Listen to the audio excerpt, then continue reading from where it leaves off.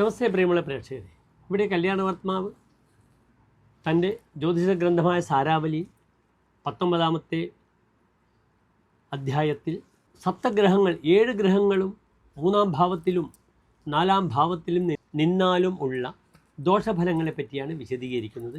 പ്രിയമുള്ള പ്രേക്ഷകർ, ശ്ലോകം ശ്രദ്ധിക്കുക.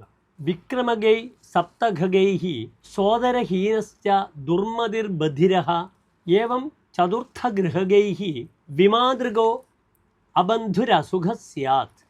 ഇവിടെ സപ്തഗ്രഹങ്ങളും 3-ാം ഭാവത്തിൽ നിൽക്കുകയാണെങ്കിൽ ആ ഭാവത്തിന് മുഴുവനും ദോഷമുണ്ടാക്കുന്നു.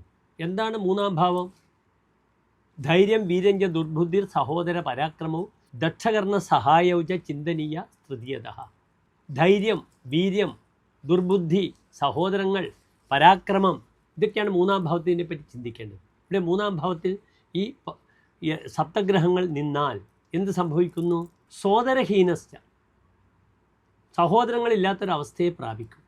പിന്നീട് ദുർമതിഹി, ദുഷ്ടബുദ്ധിയായിരിക്കും എപ്പോഴും ആ വ്യക്തി, 3-ാം ഭാവത്തിൽ നിൽക്കുന്ന വ്യക്തി.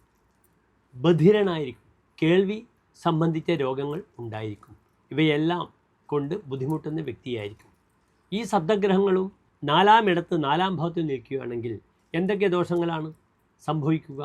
4-ാം ഭാവം എന്നാൽ അമ്മ, അമ്മാവന്മാർ, മാതാസുഹൃത്ത്, മാതുല ഭാഗിനേയോ, മരുമക്കൾ, ക്ഷേത്രം, സുഖം, വാഹനം, ആസനഞ്ച, തൻ്റെ സുഖം, വാഹനം, തൻ്റെ ഭൂമി, പശ്വാദികം, നാൽക്കാലികൾ, തൻ്റെ വീട്, ഇതൊക്കെയാണ് 4-ാം ഭാവങ്ങൾ ചിന്തിക്കേണ്ടത്. ഈ ഭാവത്തിനെല്ലാം തന്നെ ദോഷമുണ്ടാക്കുന്നു. അപ്രകാരം 4-ാം ഭാവത്തിൽ നിന്നാൽ മാതാവും ബന്ധുക്കളും നഷ്ടപ്പെടുക, വേർപിരിഞ്ഞു പോവുക, യാതൊരു സുഖവും സ്വസ്ഥതയും ഇല്ലാത്ത വ്യക്തിയും ആയിരിക്കും.